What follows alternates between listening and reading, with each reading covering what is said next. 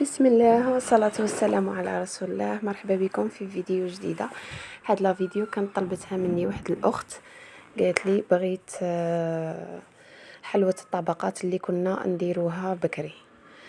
كاين الناس اللي كانت ديرها بالزيت وكاين الناس اللي كانت ديرها بالدهن. انا اليوم راح ندير لكم وصفه فيها الخليطين، تجي وصفه شابه بزاف، ولا بات تاعها يعني جينواز.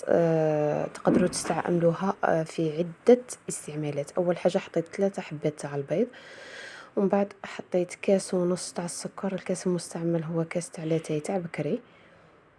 ومن بعد زدت مغرف صغيره تاع لافاني، استعملت المرجان، طلعتهم بالباتير حتى وين تضاعف لي الخليطه تاعي، والقرصه تاع الملح بيان سور نسيت باش نذكرها. من بعد درت كاس تاع العسل.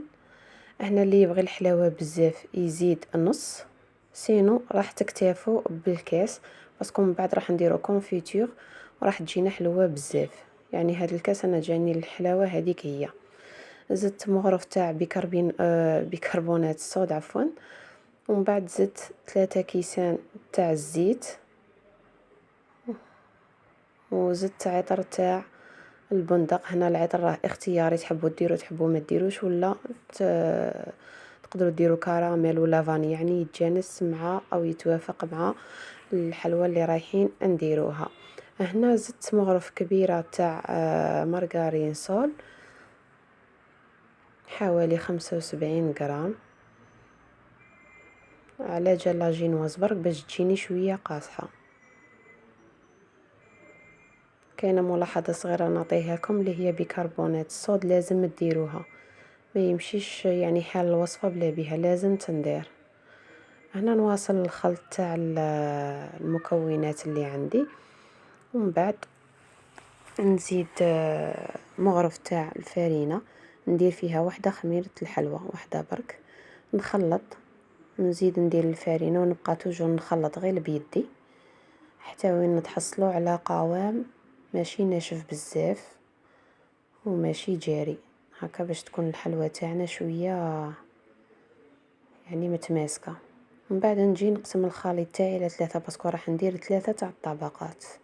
ها كيما راكم تشوفوا نديروهم متساويين، ونجيب الصينيه تاعي نحط فيها ونيطالي. هنايا كي تيطاليو راكم رايحين تشوفوا بلي الطبقات تاعكم رقيقه بزاف، ما تخافوش منها، راهي رايحه تسنفخ وتجي يعني طبقه لاباس بها كما شفتوا في اول الفيديو. يعني كان العلا تاعها ولا الارتفاع تاع الحلوى تاعي لاباس به، يعني ما تقلقوش روحكم، باسكو راه فيها بيكربونات الصود وفيها خميره الحلوى. على هذا الشيء هو اللي ترتفع الحلوى تاعنا، ما تقلقوش رواحكم. نديرها طيب لي بيان سور، كنت درت الفرن تاعي سخن من قبل. ها هي راهي طابت ونحيتها، دات تحميره لاباس بها. طيبتهم بنفس الطريقه ل3.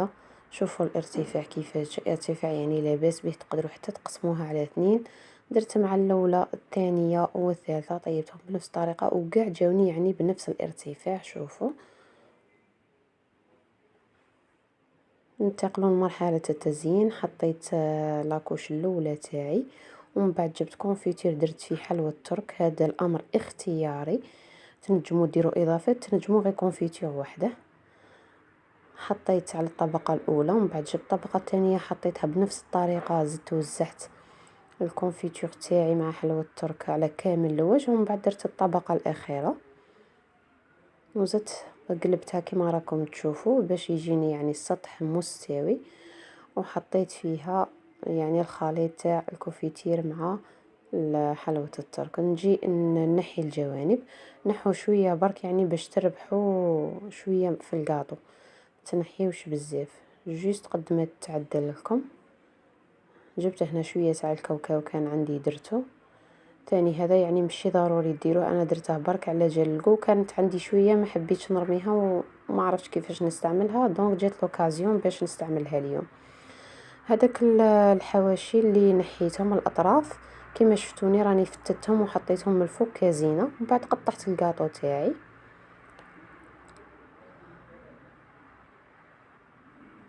ديروا يعني الحجم اللي يساعدكم نتوما، تصغروا الحبة ولا تكبروها مربعات او مثلثات كيما تحبوا. ها هنا وصلنا لنهاية الفيديو. شوفوا الكاطو تاعنا شحال جا شباب، الشكل تاعه ما شاء الله. تنجموا ديروه مع قهوة العصر ولا لضياف، ولا حتى تخرجوا به كي تكونوا رايحين لكاش خيمة. ان شاء الله يكون عجبكم الفيديو تاع اليوم. ما تنسوناش بدعمكم واشتراككم. السلام.